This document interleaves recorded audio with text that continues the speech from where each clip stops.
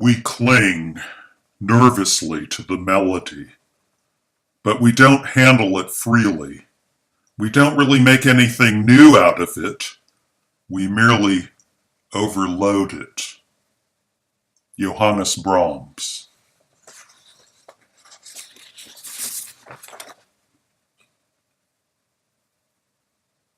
Melody was feeling childishly impatient, for she was wont to getting her way, on the dot, at the flick of a finger. Garrett, her gold mine, was late as always. Until turning a snappy 16, Melody had grown acclimated to being autoed all over the map on her every impetuous impulse, however perverse, by a voluble drove of liveried chauffeurs. She took for granted being coached in arcane topics by competent experts, and accompanied wheresoever she fancied to rove by facete chaperones, dandy escorts, and diligent adjuncts who were handsomely imbursed, or so she feigned, to be at her beck and call round the clock. They served her brunch in bed. They drew her bathwater for her. They polished her scratchers, styled her tresses, and waxed her upright wink. They sprayed her with sweet and intoxicating perfumes. They prettified and cutified her features with a lavish profusion of blushers, bronzers, gleamers, pomades, and such like. Until the summer, for last, subsequent to the dog days of National Psoriasis Awareness Month, vernacularly nymphed August.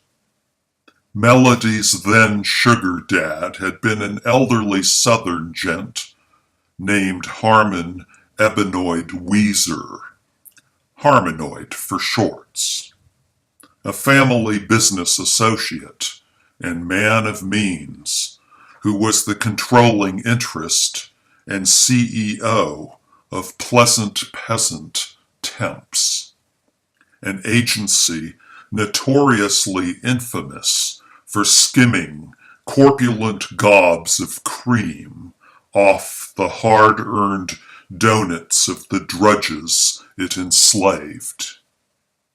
Melody's legal guardians were the second largest shareholders of Pleasant Peasant, and, for that reason, materially dependent upon the dividends and annuities from that company's stocks, bonds, notes, and financial investments for the lion's share of their gross annual income.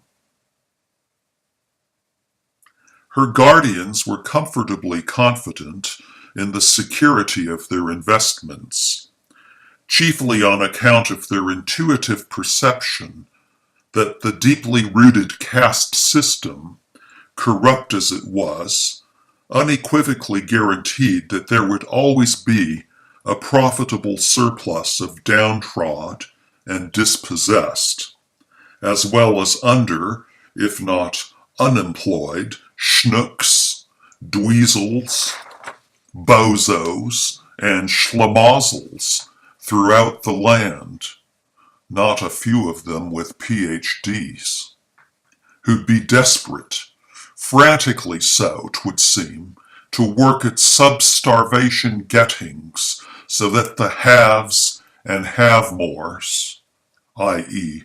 the betters and fewers, at the top 0.1% of the mint row flotsam, would profiteer from the blood, sweat, and weeps of the church mice, hand-to-mouthers, and other rough scuff at the bottom 99.9%. It was a goof-proof social system insofar as it gave melodies guardians, and by default their spoilt young charge, free rein over how to expend, read, squander, their everlasting leisure, their unadulterated respite, and heaping piles of peculated mammon. They were free to prioritize their syndividual preferences. In short, they could do whatever the devil they pleased, in whatever way, or by whatever means they saw fit, and count forevermore upon the eye of the law being conveniently averted from their most shamefully illicit activities. So long as dew palms were abundantly oiled.